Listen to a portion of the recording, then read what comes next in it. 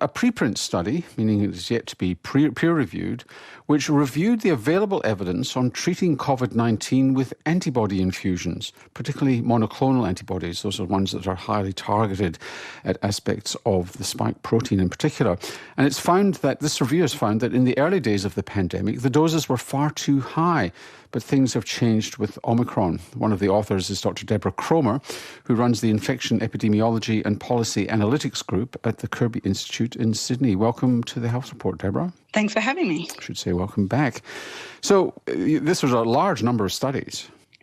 Yeah, no, it was a huge number of studies. Actually, the studies themselves came from a systematic review that was done as part of the Cochrane database of systematic review. So it included all trials of monoclonal antibodies and convalescent plasma up until the 7th of January, because with systematic reviews, you have to provide a cutoff date. And so this was aggregated all these studies together and had a look at all the evidence and what we could understand from them as a body. And the key findings? Look, the key findings were that if you are going to use monoclonal antibodies as a treatment, they work really well when they're given early. So the earlier they can be given, the more effective they are. If they can be given prophylactically or immediately after the onset of symptoms, they can be very effective at preventing severe disease. How are they given prophylactically? What happens? Look, they can be given to immunocompromised people. Could get an infusion maybe once a month. It's a very expensive way of treatment, and I think we couldn't afford to do that for a lot of people. But people who can't mount their own antibody responses could be given an infusion on a regular basis. On the other hand, they can be given if we know that there's been an outbreak, say in an aged care home, you could administer monoclonal antibodies to everyone in that care home who you knew was at risk of severe disease. So they're two different ways of giving them. And you found that at the beginning, because a lot of these studies were done with the original virus, the Wuhan version of the virus, and the doses they tried were too high in many ways. We'll leave convalescent serum to one side because that's an awkward thing to use, but they were too high. Now, is that still true, that the doses are unnecessarily high? Yeah, look, initially they were given at large doses for what they wanted to have an impact, and we found by analysing it that there was sort of an optimal dose level that you could give, that you essentially retained about 90% of the efficacy, but you could give much lower doses.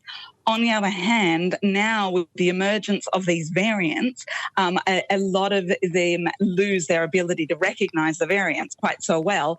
And so now the doses that are being given are probably what's needed, or even slightly less than what's needed to deal with the Omicron BA1 and BA2 variants. And you found that from reviewing the evidence that with sotrovimab in particular, which is the one that is just the mainstay, which, by the way, the Food and Drug Administration just withdrew in the United States for Omicron, there's a tenfold difference between BA1 and BA2.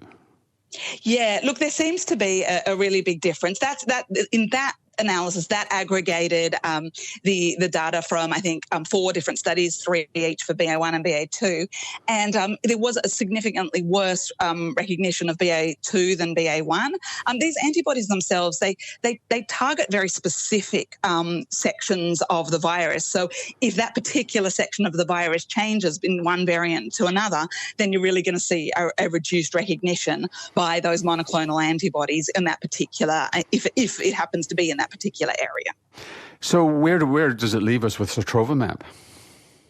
Look, at the moment, it looks like it's with the current dosing, it's got about sort of a 19 to 20% protection, we would estimate, against symptomatic disease, against Omicron BA2. We don't know what the next variant that emerges is going to be, whether that recognition will change.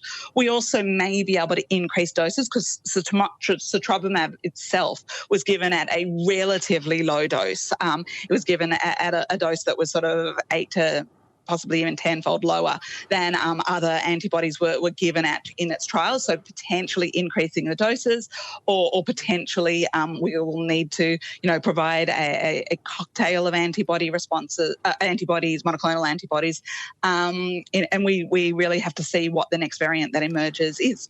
So, in other words, it's very hard to predict because you say they're highly specific, these monoclonals. We may be in the situation which, with the next variant, none work.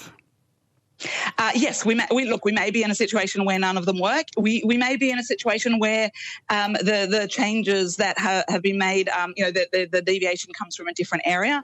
We also may be in a position where we can develop new monoclonals that are based on the variant. So these original monoclonal antibodies were, and everything was developed from immune responses in people to the ancestral strain. So if we can develop monoclonals that are specifically responding to the immunity against the variants, it may put us in a better position going forward. Well, let's hope. Deborah, thanks for joining us. Okay, no worries. Thank you for having me. Dr. Deborah Cromer leads the Kirby Institute's Infection Epidemiology and Policy Analytics Group at the University of New South Wales. And this is RN's Health Report with me, Norman Swan.